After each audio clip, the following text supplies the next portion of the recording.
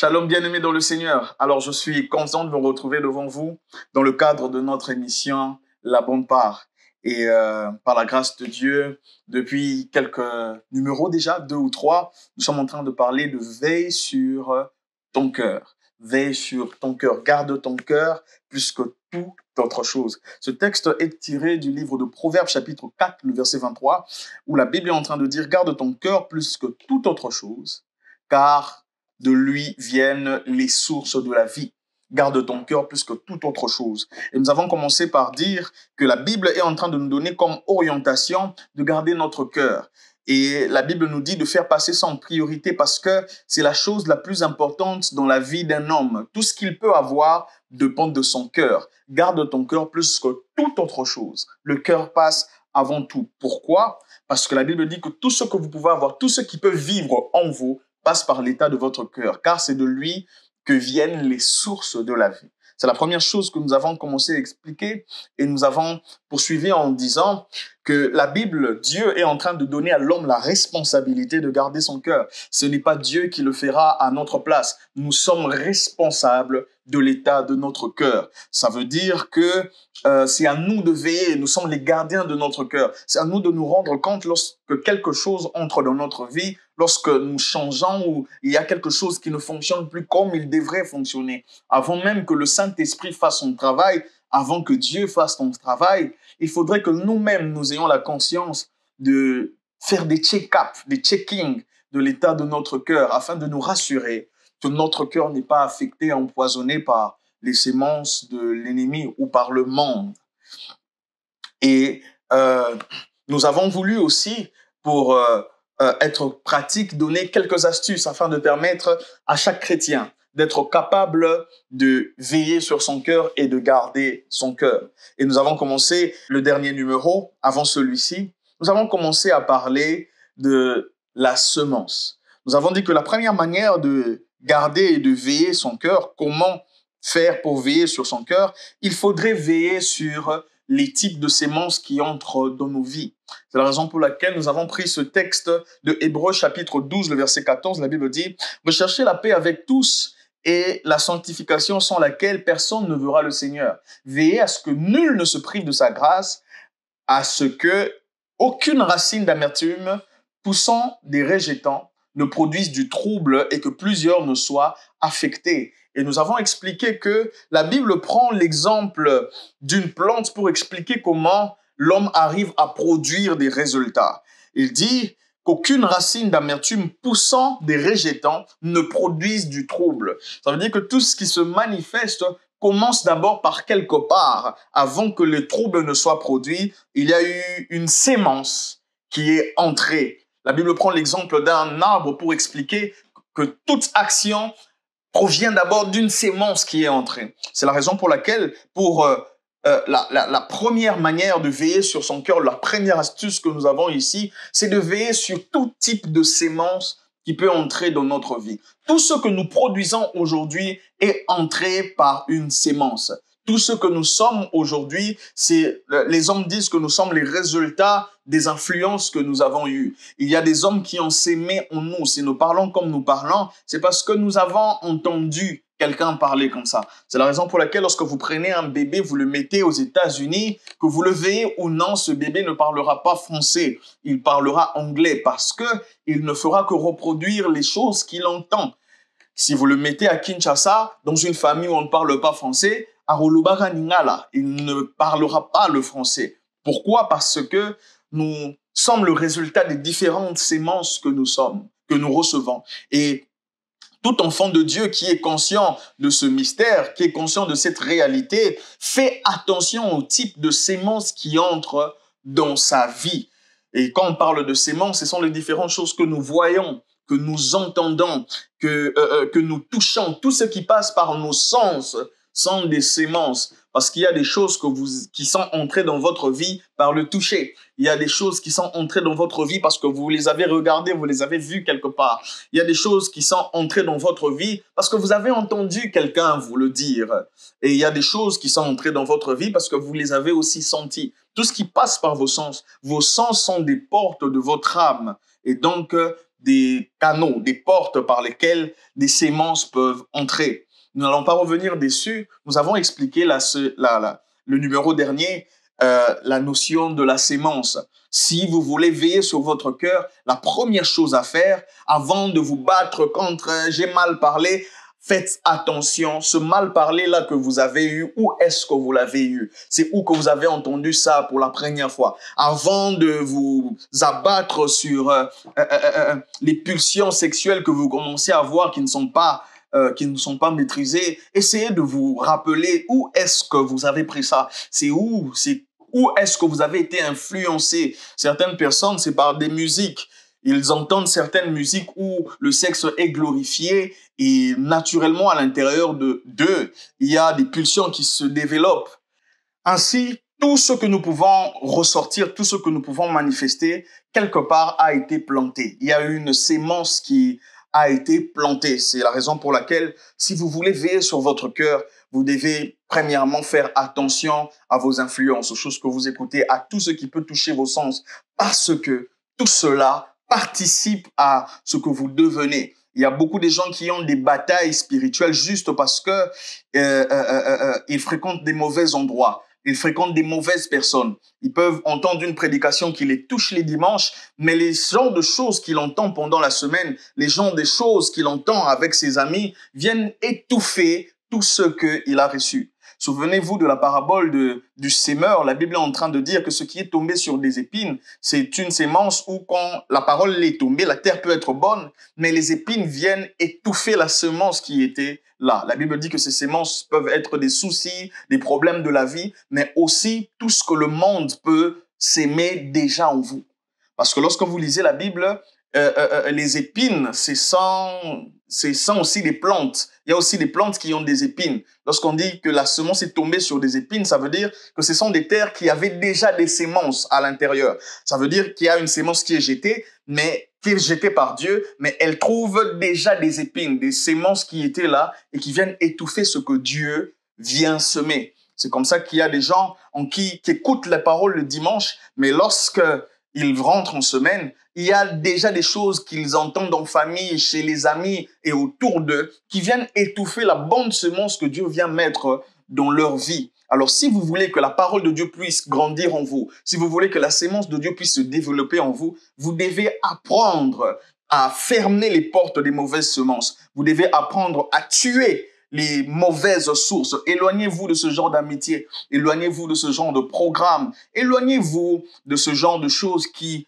vous savez, ont continuellement l'habitude d'alimenter ce qui vous pousse à faire du mal, d'alimenter ce qui change votre cœur, d'alimenter votre jalousie, d'alimenter votre orgueil, d'alimenter vos passions.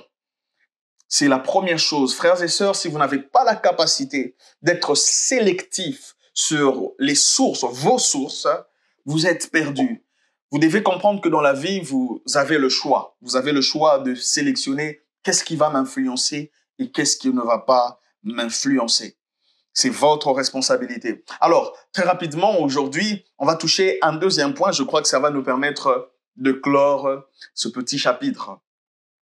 La deuxième chose sur laquelle il faut veiller en tant que chrétien pour veiller sur son cœur, ce sont les racines. La Bible est en train de dire, veillez à ce qu'aucune racine d'amertume poussant des rejetons ne produise du trouble. Qu'aucune racine. Nous l'avons expliqué, le dernier numéro, que la Bible prend l'exemple de la plante par raison, pour expliquer que tout commence par une source. Mais avant que la source n'arrive à produire des résultats, il faudrait que ça soit installé. Il faudrait que ça puisse trouver de la place en vous. Il faudrait que ça puisse entrer et avoir des racines à l'intérieur de vous. C'est la raison pour laquelle la Bible est en train de dire que c'est de l'abondance du cœur que la bouche parle. Ça veut dire que ce n'est pas lorsque une chose est entrée une fois dans le cœur que la bouche directement sort, mais c'est lorsque ça a abondé. Et cette image d'abondance, c'est l'image de la racine. Ça veut dire c'est entré, ça a trouvé de la place à l'intérieur de vous, ça a créé des racines jusqu'au point où ça commençait à produire quelque chose. Donc tout ce qui entre finit toujours par sortir, mais avant de sortir, ça doit trouver de la place à l'intérieur de vous. Et beaucoup de gens ont entendu, parce que certains diront par exemple la musique profane, ce n'est pas mauvais, peu importe ce que vous allez faire.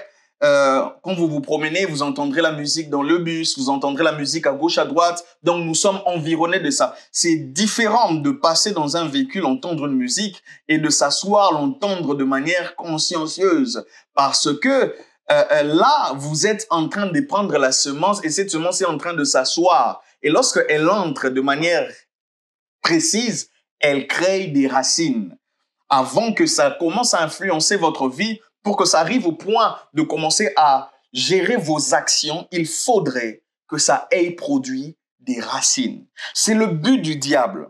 Le diable, lorsqu'il vous affecte de quelque chose, le but, c'est que cette chose qu'il a commencé à vous flasher finisse par avoir des racines à l'intérieur de vous. C'est comme ça que le diable fait entrer le mal dans le monde. Vous savez, au départ, l'homosexualité était quelque chose de choquant. À l'époque, c'était d'ailleurs caché.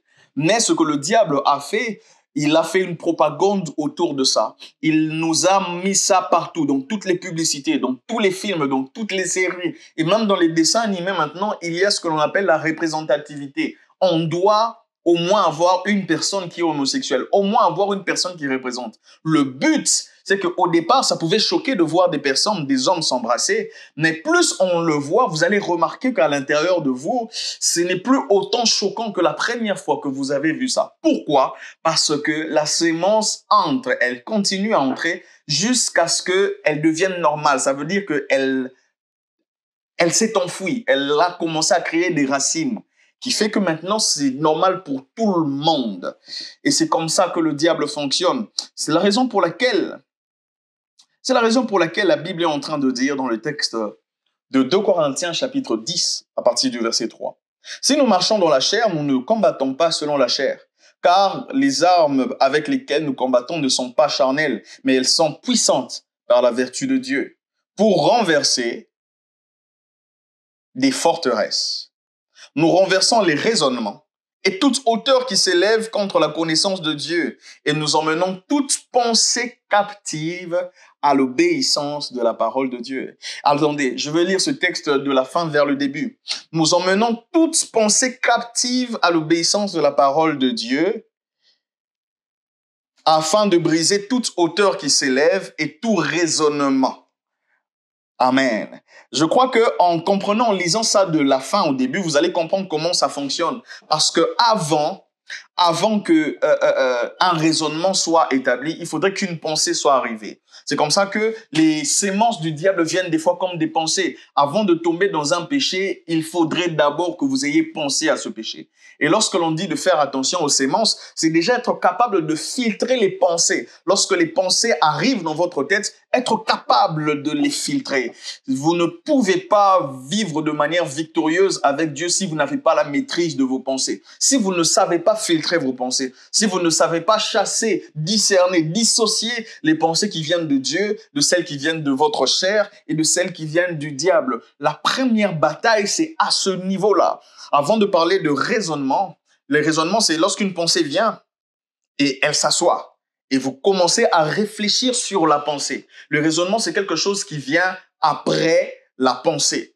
C'est la raison pour laquelle nous avons lu ce texte de la fin vers le début. Tout mal que vous pouvez faire, tout ce que vous faites de bien comme de mal, commence en vous d'abord par une pensée. C'est ça que l'on appelle ici la semence. Et avant qu'elle ne devienne une action, cette semence, cette pensée doit se développer, devenir un raisonnement, s'enfuir, donc trouver des racines en vous, jusqu'au point où elle est capable de produire des actions.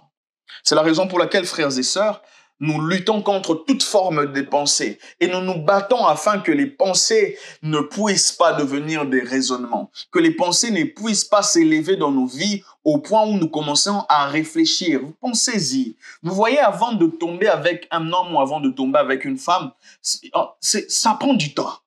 Vous savez, du moment où la pensée vient vers vous et jusqu'au point où il faut planifier le rendez-vous, et c'est avant planifier, c'est déjà un processus. Mais après avoir planifié, vous vous rencontrez, et puis après vous rencontrez, vous partez jusqu'à l'hôtel, et c'est un long processus. Vous devez comprendre que de la pensée à l'action, il y a un processus.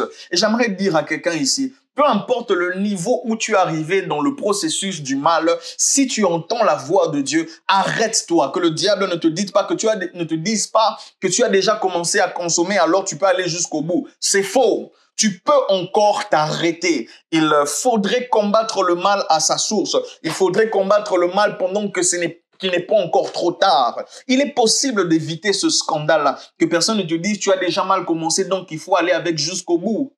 Ce n'est pas parce que le diable te propose un mal que tu as consommé le mal. Il faudrait avoir la capacité de dire non, je m'arrête ici. Lorsque la pensée commence à se développer à l'intérieur de toi, tu t'arrêtes. Je crois que j'ai donné cet exemple la dernière fois lorsque j'ai prêché à ce niveau. Nous avions dit que les pensées sont comme des oiseaux. Il y a un homme de Dieu qui donnait cet exemple, que les pensées sont comme des oiseaux qui viennent sur un arbre. Et un oiseau qui vient sur un arbre et qui veut faire son nid. Il prend le temps de faire son nid. Et lorsque vous ne voulez pas d'avoir un nid d'oiseau dans votre arbre, vous avez le droit de chasser cet oiseau, l'interdire de s'installer.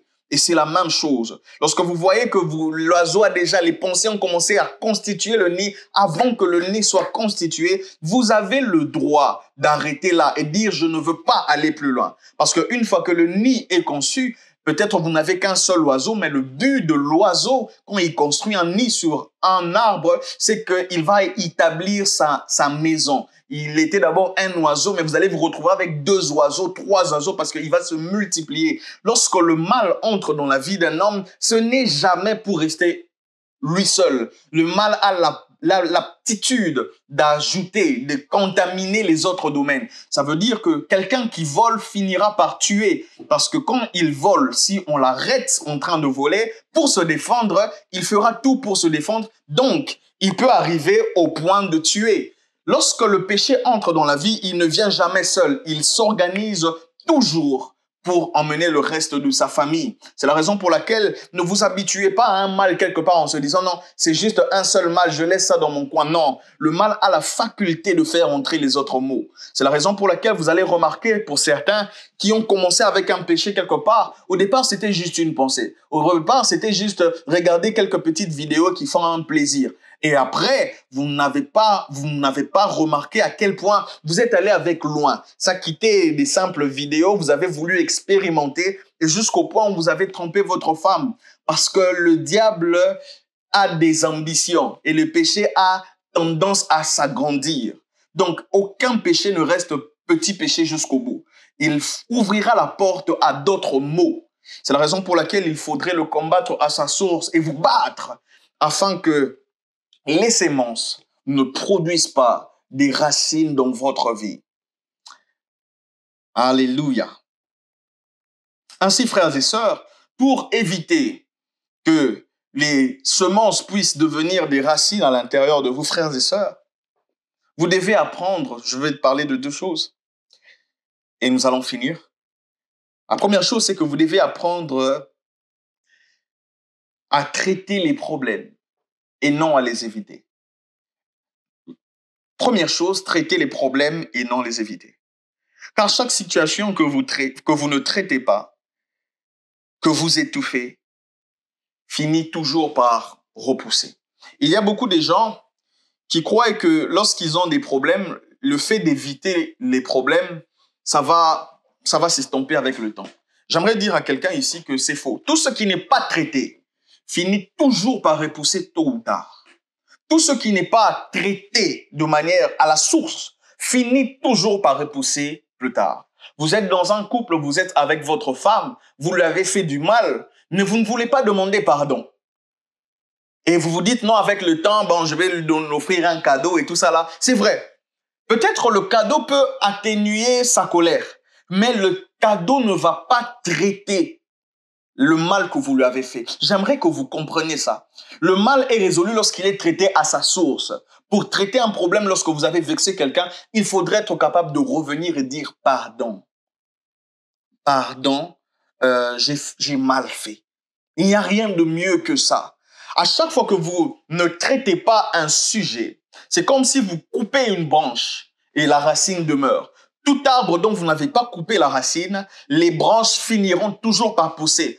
Dès qu'il y a de l'eau qui vient tomber dessus, que ce soit l'eau que vous arrosez ou l'eau de la pluie, la branche, l'arbre va avoir les vitamines qu'il faut pour sortir. Ça veut dire que lorsque vous avez un problème qui n'est pas réglé, que ce soit quelque chose que vous allez venir faire de manière inconsciente ou consciente, des fois vous n'avez pas vu que vous aviez mal parlé, mais parce qu'il y a cette racine déjà, les différents mots que vous avez fait à votre épouse, à votre époux, à vos enfants qui sont entrés, qui ont développé des racines, ça fait qu'à chaque fois que vous jetez une petite pensée, une parole, consciemment ou inconsciemment, ça va et ça réveille ce qui était à l'intérieur mais qui n'avait pas été traité. Et c'est comme ça que le cœur de plusieurs personnes sont détruits. Pourquoi? Parce que ils n'ont pas traité les choses à la racine. Ils ont laissé des habitudes s'asseoir, s'installer. Ils ont laissé des injures s'asseoir et s'installer. Il y a des personnes qui ont fait des dégâts parce qu'ils ont été blessés. Il y a un adage qui dit qu'une personne blessée finit toujours par blesser. Elle finit par blesser lorsqu'elle n'a pas traité son cœur qui a été blessé. C'est la raison pour laquelle, frères et sœurs, ne contournez pas les situations. Affronter les situations. Il y a des gens qui entrent dans le couple, ils disent, je ne dirai pas à mon mari les choses que j'ai vécues dans mon passé. Elle cache. Sachez-le que tôt ou tard, cette chose que vous cachez là finira par sortir. Et vous savez, il y a des mots que vous pouvez éviter à la source. Dès le départ, vous enlevez la racine. Vous dites tout à votre mari. Lorsqu'avant que je t'épouse, j'ai fait ça, ça, ça. Parce qu'il viendra un jour dans votre couple, une ancienne histoire que votre mari ne connaît pas ressurgir. Et vous tuez tout votre couple 5 ans plus tard, 10 ans plus tard, les enfants sont grands. Mais parce que vous n'avez pas affronté un problème, vous l'avez laissé grandir. Et ça vous revient par la figure. Ne laissez pas des racines s'installer. Peu importe la gravité du problème, ayez l'humilité de revenir et réparer le problème. Ayez l'humilité de dire la vérité. Ayez l'humilité entre frères de reconnaître. Arrêtez ces histoires-là de vous ne vous êtes pas entendus à la maison. Au lieu de vous demander pardon, vous faites semblant. Et puis vous vous dites, ça va passer avec le temps. Ça ne passe jamais. C'est comme ça qu'en tant que pasteur, nous recevons des gens qui ont été brisés par leurs propres frères, par leurs propres sœurs à la maison. Vous l'insultez toujours. Ah, tu as une grosse tête, tu as une grosse tête. Vous ne savez pas. Mais ça là, ça a créé quelque chose en elle. Et ça n'a pas été traité parce que personne ne va résoudre ça. Personne ne va s'excuser. On t'a toujours insulté. Et la fille manque d'assurance en elle. La fille se laisse entre les mains de toute personne qui lui dira, tu es belle. Pourquoi? Parce qu'il y a des racines qui n'ont pas été traitées. Frères et sœurs, j'aimerais vous inviter à traiter les problèmes à leur source et à éviter et à ne pas vous contenter à les éviter, à les étouffer parce que vous ne résolvez rien. Parce que vous ne résolvez rien. Lorsque vous savez qu'il y a un péché qui est entré dans votre vie, ne faites pas semblant. Allez traiter ça. Voyez un serviteur de Dieu, priez pour ça. Ben, ne faites pas semblant. Ne faites pas semblant, ne soyez pas hypocrite parce que ça finira par vous revenir à la figure. Si vous voyez qu'il y a un problème dans votre vie, vous êtes serviteur de Dieu et il y a quelque chose avec laquelle vous vous battez, frères et sœurs, ne vous précipitez pas à être élevés. Priez Dieu, Seigneur, tue ça maintenant avant que je ne sois élevé. Parce que si vous évitez ça et vous gardez ça dans votre cœur, cette racine demeure. Ça produira un fruit un jour alors que vous serez exposé et ça va créer des dégâts. La plupart des dégâts que nous voyons dans le monde, ce sont des choses, pas qui sont venues peut-être dans la renommée de ces grands hommes, mais ce sont des choses qui ont toujours été là mais qui n'ont pas été traitées. Il y a des racines, ils ont peut-être coupé ça à un moment, mais la racine n'a pas été déracinée. Je prie dans le nom de Jésus que toute sémence du diable qui avait tendance à produire des racines à l'intérieur de vous, que Dieu ne fasse pas seulement que de couper les branches, mais qu'il vienne déraciner à l'intérieur de votre cœur tout ce que le diable avait planté. Et des fois, frères et sœurs, les racines viennent aussi par les actions. Vous savez, avant que une action vienne, elle commence par une pensée. Et nous l'avons dit, après la pensée, il y a des raisonnements. Après le raisonnement, il y a des actions. Mais vous savez, des fois, il y a des actions qui peuvent être isolées. Mais il y a des actions qui deviennent des forteresses. Ça veut dire que ce sont des actions qui se sont enracinées. C'est une action qui s'est répétée. Vous savez, quand une action se répète, qu'est-ce qu'elle devient? Elle devient un caractère. Il y a des gens qui n'ont tellement pas traité des mauvaises semences qu'ils ont développé des mauvais caractères. Elle a insulté une fois et elle n'a pas traité le fait qu'une insulte est sortie. Elle n'a pas trouvé ça grave. Elle a répété, elle a recommencé à insulter et c'est entré dans son caractère au point où elle commence à le faire même de manière inconsciente. Et il y a des gens, c'est comme ça. Parce qu'ils n'ont pas traité la chose une fois, ils n'ont pas trouvé ça grave. Cette action est entrée et est devenue un caractère. La plupart de vos caractères qui sont mauvais sont des actions qui n'ont pas été traitées à leur source. C'est devenu des caractères. Vous étiez colérique pour la première fois, vous avez mal parlé à quelqu'un et vous n'avez pas trouvé ça grave. Au point où vous avez répété cela. Jusqu'au jour où un jour, vous allez, par manque de maîtrise, vous allez le faire dans un endroit où ça peut vous coûter la vie, ça peut vous coûter votre travail, ça peut vous coûter votre job, ça peut vous coûter une relation. Pourquoi? Parce que la première fois que ce mal s'est manifesté, vous n'avez pas traité, vous l'avez laissé s'enraciner et développer et produire quelque chose. Frères et sœurs, battons-nous afin de traiter les choses lorsqu'elles sont encore isolées. Battons-nous afin qu'aucune racine, la Bible dit, veillez à ce qu'aucune racine d'amertume ne produise du trouble. Ça veut dire qu'il n'y ait aucun problème au milieu de vous. Donc, aucune amertume, ça veut dire qu'on t'a fait du mal. Et tu as gardé ça au point où ça créait des racines et ces racines, plus tard, viennent créer des troubles. C'est ça que la Bible est en train de dire. Veillez qu'à ce qu'aucune racine d'amertume. Donc, tu as été amer, on t'a insulté, ça créé quelque chose d'amer à l'intérieur de toi. Et tu l'as gardé et ça créé une racine. Et plus tard, dès qu'on dit quelque chose, ça réveille et ça te pousse. C'est comme ça que vous voyez des gens qui ont des actions démesurées. Ah, il a réagi comme ça juste parce qu'il a fait ça. Non. Ça veut dire que on l'a fait tellement de mal que la plus petite action, la réaction ça ne concorde pas à l'action. Ça vient ramasser tout le mal qu'on t'avait fait avant. Et ça, généralement, on voit ça dans le couple. Tu as mal parlé un peu comme ça, mais tu vois comment ton conjoint réagit de manière brutale. Ce n'est pas juste à cause du petit truc que tu as fait là. Ça veut dire qu'il y a une racine que tu n'as pas traitée. Elle ou lui, il réagit par rapport à tout ce que tu as fait dans sa vie que tu n'as pas résolu là. Et c'est ça qui te donne la grande bombe qu'elle te fait. C'est ça que ce texte est en train de donner. Je prie dans le nom de Jésus que le Seigneur vienne briser toute racine de l'ennemi en vous. Lorsque Jésus dit que je sais que le prince de ce siècle vient et qu'il n'a rien de lui en moi, il n'est pas seulement en train de parler d'aucune sémence du diable, il parle aussi d'aucune racine du diable. Parce que lorsque le diable a réussi à mettre une racine en vous, même si vous coupez ça pendant un temps, si la racine n'est pas ôtée, vous allez vous retrouver encore dans ce mal. Vous allez vous retrouver encore en train d'insulter. Vous allez vous retrouver encore dans le même péché. C'est la raison pour laquelle, lorsque vous savez que vous avez une faiblesse, ne jouez pas avec ça. Travaillez là jusqu'à déraciner ça par la puissance du Saint-Esprit, par la puissance de la parole et par des coachings de vos pasteurs. Allez déraciner toute semence du diable qui a commencé à produire des fruits. Qui a commencé, si vous voyez quelque chose qui commence déjà à produire du fruit en vous, ça veut dire qu'il y a une racine. Déracinez cela. Parce que si la racine est là, à chaque fois qu'il y aura une petite image qui va venir arroser ça, une petite parole qui vient arroser ça, cette racine va encore produire le même mal, va produire le même péché. Traitez vos problèmes, traitez vos situations à la source, avec l'aide du Saint-Esprit, avec l'aide de la parole de Dieu et avec l'aide des coachings, des pasteurs et de vos encadreurs spirituels. Afin qu'aucune racine d'amertume, aucune racine de péché ne puisse venir détruire votre cœur au point de vous priver de la grâce que vous devez recevoir de Dieu. J'espère que cette parole vous a béni de partout où vous nous suivez et j'aimerais prier avec vous pendant 1 minute avant que l'on se sépare. Précieux Père, alors que ton peuple a entendu cette parole, je sais que certainement quelqu'un s'est retrouvé quelque part. Je prie que dans le nom de Jésus, la Bible dit que dans leur détresse, ils crièrent vers toi et tu envoyas ta parole. Je prie que ta parole puisse délivrer quelqu'un.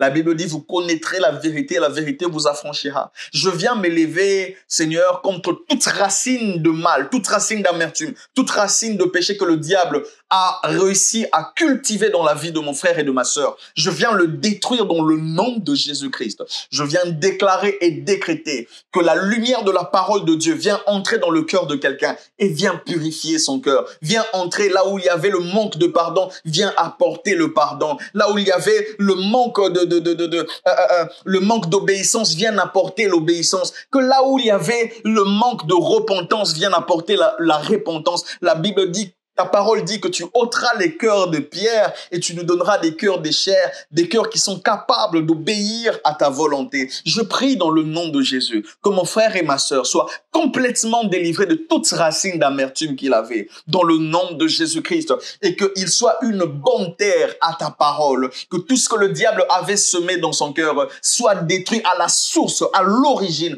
au nom de Jésus-Christ. Je prie pour une libération. Seigneur, quelqu'un qui était triste, qui était rempli de tristesse, qui pensait même au suicide à cause du mal que les hommes lui ont fait. Je prie, Père, qu'au nom de Jésus, que cette racine, que cette sémence soit détruite au nom de Jésus et que cette personne trouve sa joie en toi au nom de Jésus, trouve sa paix en toi. Que la paix de Dieu qui surpasse toute intelligence garde le cœur de mon frère et de ma sœur en Jésus-Christ.